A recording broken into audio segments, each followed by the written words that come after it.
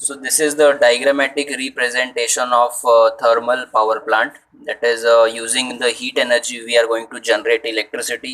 तो ये पूरा सेटअप है, ऐसा ही सेटअप होता है. जरा हम इसको will try to understand. Many gadgets are given over here, many complex structures are present. एक एक करके हम समझेंगे तो पूरा स्ट्रक्चर समझेगा. है बहुत ईजी. तो मैं भी ऐसा करता हूँ कि I will start tracing the path from which it will start. मतलब जहां से स्टार्ट होना है वहां से मैं अभी ट्रेस करना चालू कर दूंगा.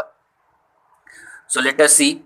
तो सबसे पहले क्या हो रहा है कि first and foremost, because this is thermal, यानी कि इसमें हीट की जरूरत पड़ेगी. So for thermal heat is required, and for heat some source is required, and that source is coal. मतलब अगर हमको मैं बता दूं बेसिकली क्या करने वाले हैं, यहाँ पे हम पानी को बॉईल करने वाले हैं, and we have to produce the steam, और वो स्टीम टरबाइन को यहाँ पे रोटेट करेगा. अंडरस्टैंड. हमको करना क्या था, हमने इलेक्ट्रोमैग्नेटिक इंडक्शन में देखा था that we have to rotate the magnet और द जनरेटर. तो यहाँ पे हम मैग्नेट, जनरेटर मतलब टरबाइन और जनरेटर रोटेट करेंगे, for which we are utilizing the steam. और स्टीम बनाने के लिए गर्मी चाहिए, and that is been provided by the coal. So let us see. ये मेरा पहला कोल का सोर्स हो गया. I am starting with the marking. ये कोल मैंने यहाँ से डाला, and then it is been poured into the furnace. ये फर्नेस को मैं बॉयलर बोल रहा हूँ, because this is the spot where the water will boil. तो मैंने क्या किया, कोल को पहले यहाँ पे डाल दिया, and you all can see the fire going up. ये बहुत ज़्यादा गर्म हो रहा है. If you all can notice, इसके ऊपर एक कॉइल है, and this coil is something which is carrying the water. ये कॉइल में जो है पानी कैरी हो रहा है, एंड बिकॉज ऑफ दैट, क्योंकि नीचे से गर्म हो रहा है, सो दिस इज ऑब्वियस कि वो कॉइल के वजह से पानी जो है will get converted into the steam, and then that steam is hitting to the turbine. वहां से जो स्टीम हो रहा है वो टरबाइन को हिट कर रहा है. Because of that pressure, because of high pressure and high temperature, the turbine will rotate. तो ये तुम लोग यहाँ पे रेड मार्किंग देख सकते हो. The turbine is rotating, also the generator is rotating. So this entire setup will start to rotate. और रोटेट होने लगा, because of which the potential energy will be generated, and that potential energy is transferred into the generator. ये ऊपर generator रखा है ना, वहां पे ट्रांसफर होगा, and that generator will form the electric energy. वो इलेक्ट्रिसिटी बनाएगा, and then they are transform by the transmission line. ये आईफिल टावर वाला स्ट्रक्चर तुम लोग ने सब दूर दूर खेतों में और सब जगह देखा रहेगा. So this is my basic concept. First I will see the one aspect, that is how are we forming the electricity. Repeat करता हूँ मैं वापस से, पूरा का पूरा डायग्राम मैं वापस से समझाता हूँ तुम लोग को.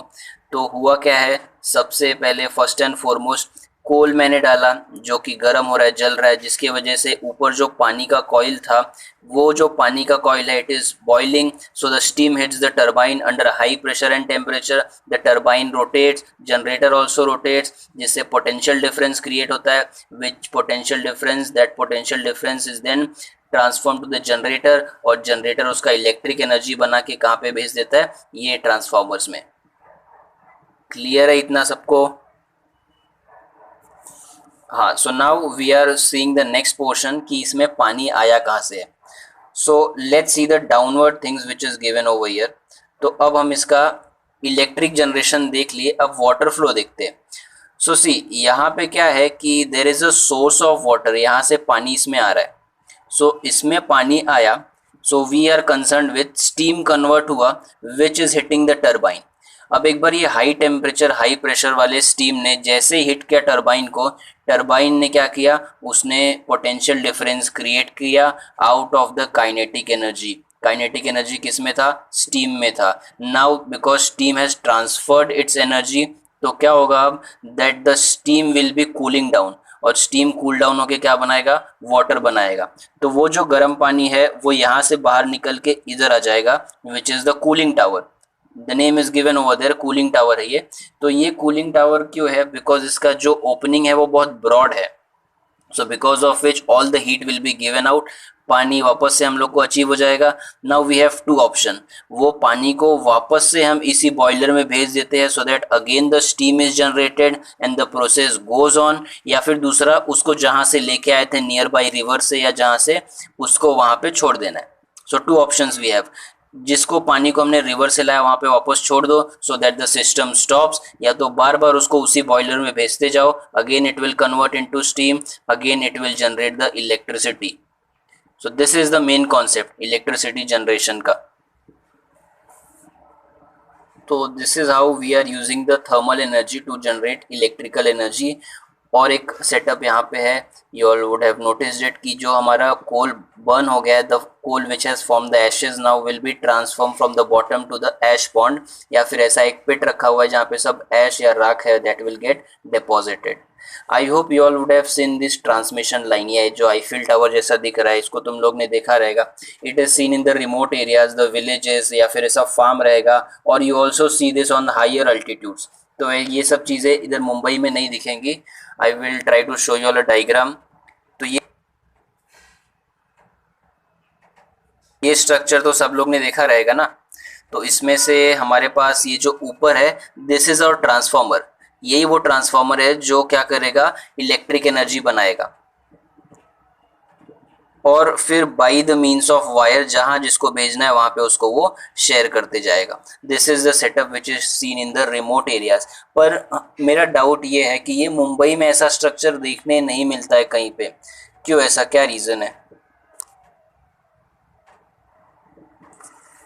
So what's happening is because Mumbai में इतने ज़्यादा पॉपुलेशन है और इतनी ज़्यादा बिल्डिंग्स है, because we can not keep a separate area for this tower buildups. ये टावर रखने के लिए हम अलग अलग सेपरेट एरियाज नहीं रख सकते।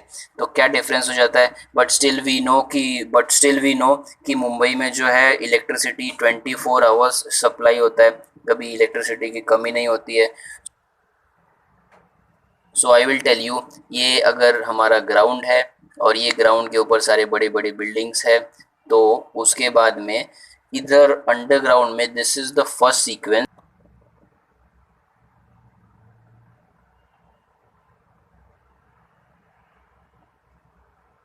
हमारा जो वेस्ट है, सुवेज लाइन है, पास होता है। उसके नीचे हमारा जो है, beneath it is the water supply. इसके नीचे हमारा वाटर सप्लाई है। वो भी तुम लोग ने बाहर देखा रहेगा कि बहुत बड़े बड़े टनल्स, पाइप्स पास होते रहते हैं, हमको दिखता है mainly when we go Poona और द नासिक साइड।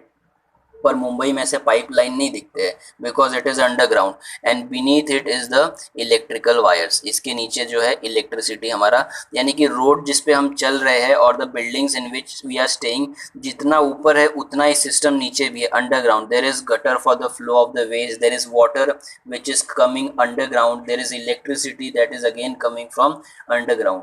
तो इस तरीके से हमारा अंडरग्राउंड सीक्वेंसिंग चलता रहता है। तो जो मेट्रो के प्रोजेक्ट्स है, या जो कोई हम लोग कोई भी ऐसा बिल्डिंग्स या कॉम्प्लेक्स बनाते हैं, so we make it on the structure which has not got this setup. अगर कहीं गटर है, पानी का पाइपलाइन है, उसके ऊपर बिल्डिंग बना दिया तो पूरा बिल्डिंग गटर में चले जाएगा। So there are places which you all see vacant. तुम लोग को लगता है ये जगह खाली क्यों है, because it has got the setup और all this things. So I hope we are clear with one thing which is the thermal electricity. We have used the heat to produce the electricity.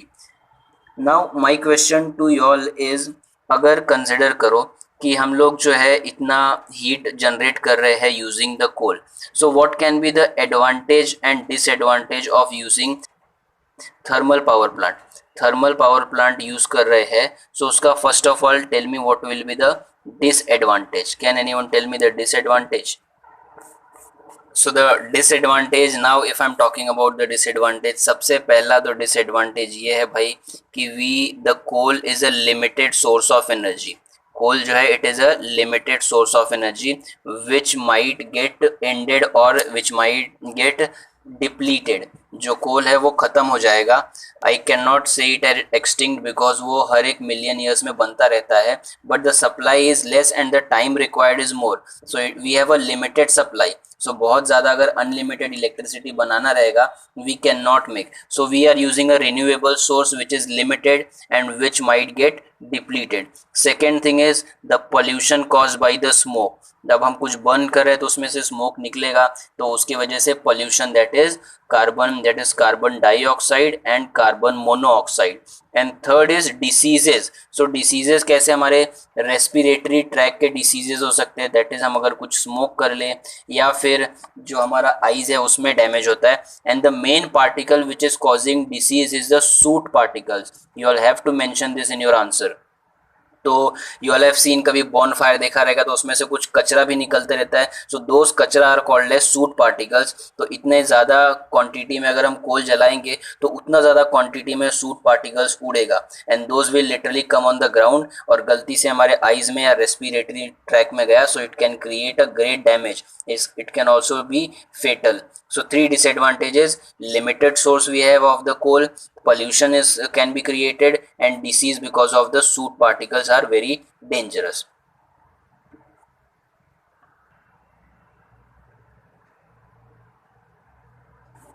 So this is the actual photograph of tall chimneys which are being stabilized so as the जो gases निकल रहे हैं वो सब ऊपर environment में हम छोड़ रहे हैं सो दैट ह्यूमन के रीच से दूर जाए. बट स्टिल आई कैन से दिस विल पोल्यूट और एनवायरनमेंट. हम तक भी अगर नहीं पहुंचेगा तो भी एनवायरनमेंट तो पोल्यूट कर ही रहा है. So this is a setup of thermal power plant.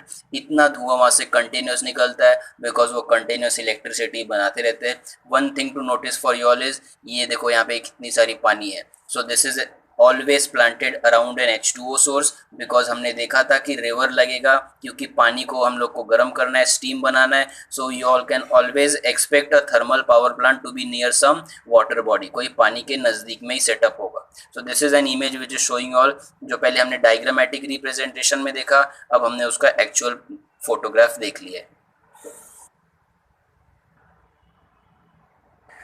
So now let us start with the next setup. यानी कि हमको पूरे चैप्टर में बनाना तो इलेक्ट्रिक एनर्जी है, पर अभी अभी हमने देखा कि अगर कोल को यूज़ करेंगे तो उसका जितना एडवांटेज नहीं है उससे ज़्यादा तो डिसएडवांटेज है. So perhaps we can not use coal as the most important source of electrical energy. दूसरा जो हमारा इलेक्ट्रिकल एनर्जी का सोर्स आ जाएगा that will be called as the atomic energy.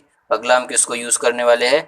Atomic energy for the generation of electricity. तो atomic energy is been used again for the production of electric energy.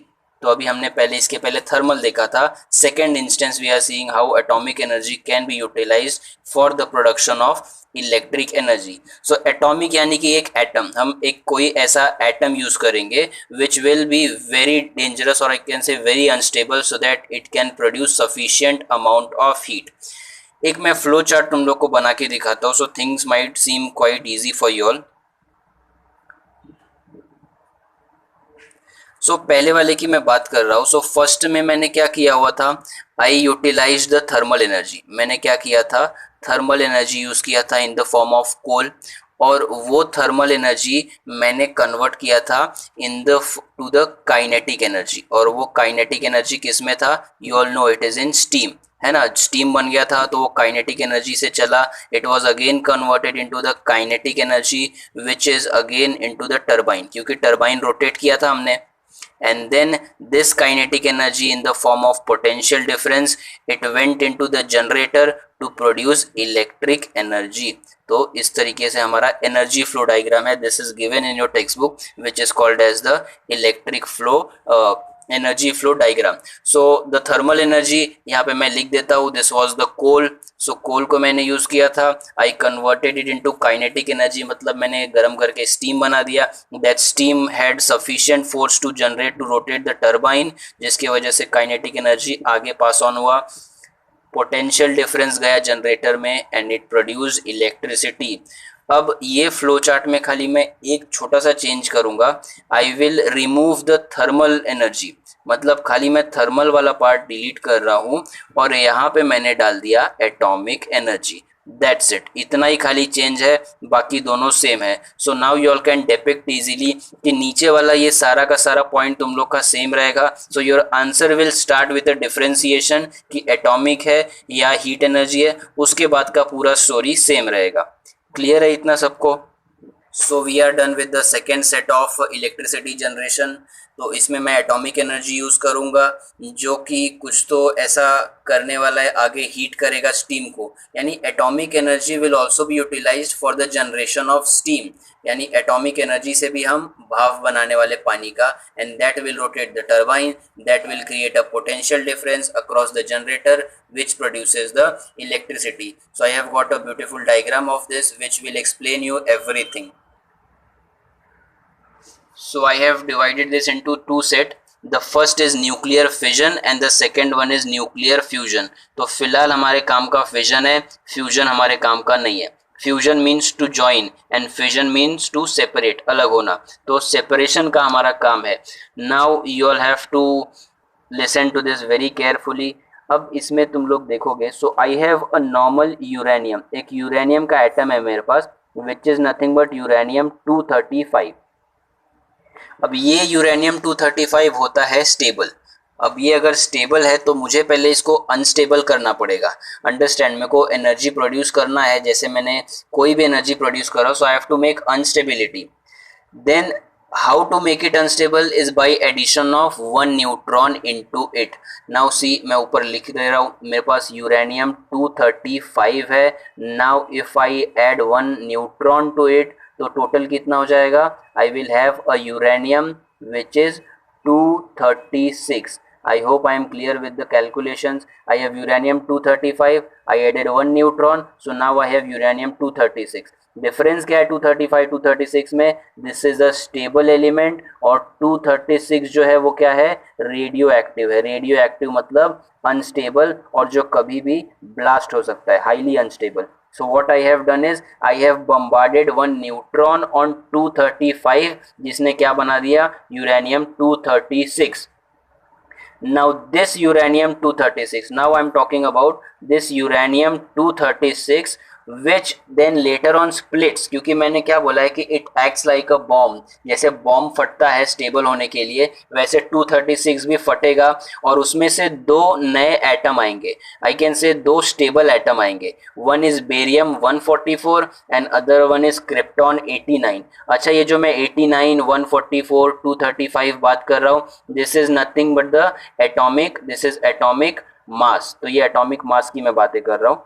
So now last part में देखता हूँ, 236 क्योंकि unstable था तो break हुआ उसने, और फिजन हुआ तो दो, एक बेरियम निकाला उसने और एक krypton which is stable.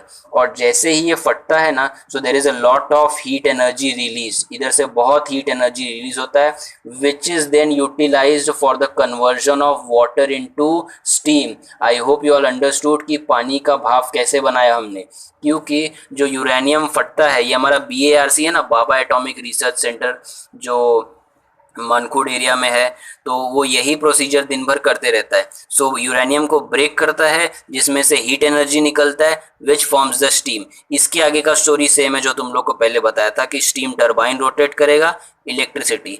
One thing that you all have to notice is barium और क्रिप्टॉन के अलावा 3 न्यूट्रॉन भी यहाँ पे निकला है। इफ यू ऑल सी, यहाँ पे 3 न्यूट्रॉन भी निकला हुआ है। सो नाउ इधर तुम लोग ने ऊपर देखा कि एक न्यूट्रॉन से मैंने एक यूरेनियम अनस्टेबल किया। So if I have 3 neutron now, so more 3 uranium 235 can be converted into uranium 236। फिर एक वापस, जैसे एक यूरेनियम टूट के 3 न्यूट्रॉन बना, तो ये 3 यूरेनियम टूट के 9 नए न्यूट्रॉन निकालेंगे। Please understand, this is a chain reaction. पहले एक न्यूट्रॉन डाला मैंने यूरेनियम में, तो वो यूरेनियम ने कितना निकाला? 3 न्यूट्रॉन निकाला। That 3 neutron will make unstable to 3 uranium which will produce 9 then 27। So Salman Khan का डायलॉग मुझे यहाँ पे याद आ गया, जय हो में बोलता है कि तुम 3 की मदद करो, उसको आगे 3 को मदद करने दो। So that is exactly the same concept कि एक यूरेनियम 3 न्यूट्रॉन निकालता है और वो 3 यूरेनियम फिर 3 निकालेंगे, यानी कि 9। So this is continuous chain of reaction. Also I called this as propagating reaction. बहुत डेंजर होता है। सो ये जो स्टडी करने वाले साइंटिस्ट होते हैं, जो BARC में काम करते हैं, उनके पढ़ाई का अगर 5 साल है तो 1 साल खाली वो लोग पढ़ते हैं कि रिएक्शन कैसे करना है, बाकी 4 साल उनको यही पढ़ना रहता है कि रिएक्शन स्टॉप कैसे करना है। Because I started from 1 but now I have 1 million of uranium molecule. जो फटा तो पूरा का पूरा मुंबई गया। तो इसका मतलब ये है the the most important challenge in front of scientist is how to control the reaction. तो पहले ये तो समझ गया तुम लोग को कि क्या हो रहा है, मैं रिवाइज करा देता हूँ. सो न्यूट्रॉन ने यूरेनियम 235 को 236 बना दिया, and because it was unstable it broke down into barium, krypton and 3 neutron. और जब ब्रेक हुआ तो बहुत सारा हीट एनर्जी निकला which is utilised for the conversion of water into steam. और फिर उससे हमारा जो है स्टीम से फिर पोटेंशियल डिफरेंस क्रिएट होगा और इलेक्ट्रिसिटी बनेगा. आई hope I am clear with this important portion.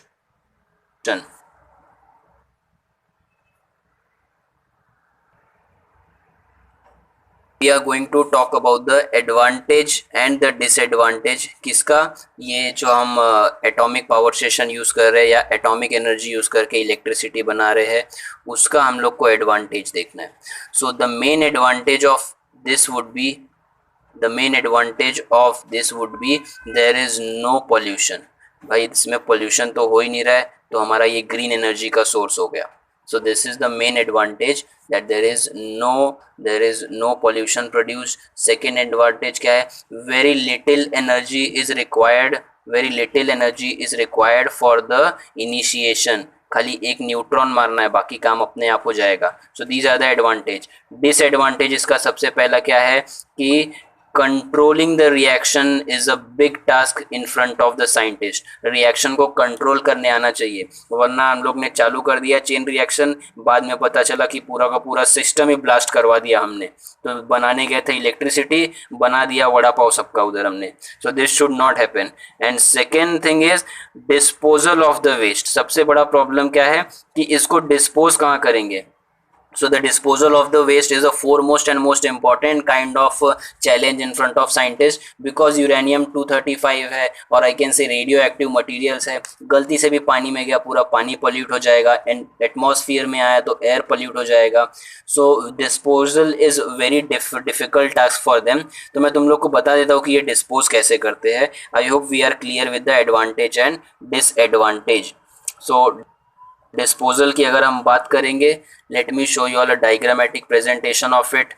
तो करते क्या है ये साइंटिस्ट लोग, ये एक पिट बनाते हैं. Supposedly this is a pit which is formed in a soil के अंदर इन्होंने एक पिट बनाया.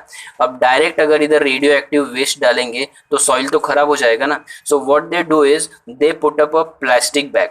इसके आसपास में एक ये लोग प्लास्टिक का कवरिंग डाल देते हैं, प्लास्टिक शीट का. सो बिकॉज ऑफ विच अब कितना भी कचरा यहाँ पे डंप करें radioactive, but I know that it will be deposited in the plastic sheet only. वो डायरेक्ट जो है सॉइल को खराब नहीं करेगा. So this is how radioactive waste has to be dumped and sealed from the top portion. I hope I am clear with this part.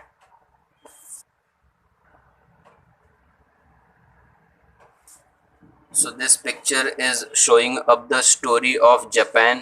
ये Japan की बात है. कब हुआ था ये 2011 में.